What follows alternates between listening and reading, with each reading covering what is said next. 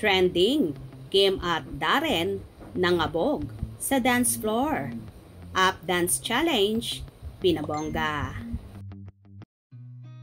I've seen a lot of change, been through a lot of pain. Some things are not the same as they were a year ago, but all will be okay. I move on each and every day. The past.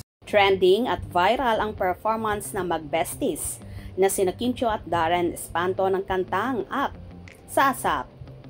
Hindi nga lang kasi nila kinanta at sinayaw ang nasabing hit song, kundi ginaya rin nila ang buhok, outfit at movement ng mga original singer nito na sina Rose at Bruno Mars. Tuwang-tuwa nga ang mga netizens sa collab performance ng dalawa, nakilala sa mga todo bigay na performance. Gaya ng inaasahan ay hindi binigo ni Kim at Darren ang mga viewer na nag-abang sa kanilang prod. Galing, magpasikat man o production number, only outstanding performance from the besties, say ng isang netizen sa social media platform na X.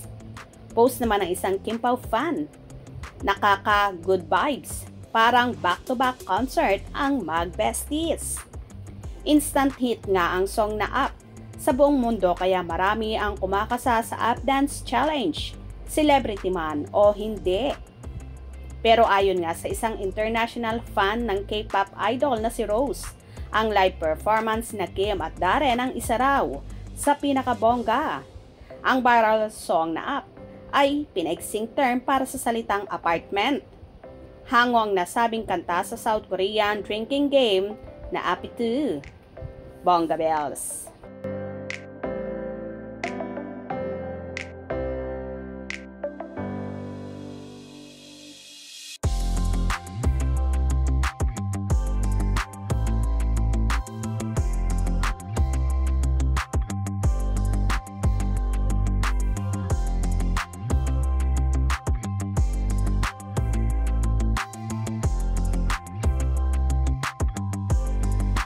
So cutie naman ang mag-besties na ito at kinabog ang lahat.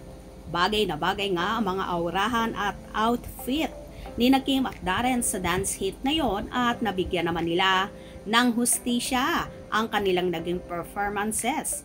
Kaya naman trending saan mang social media platform.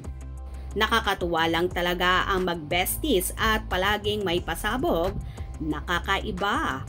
More collab to come. Hope you enjoyed. Please subscribe for more info.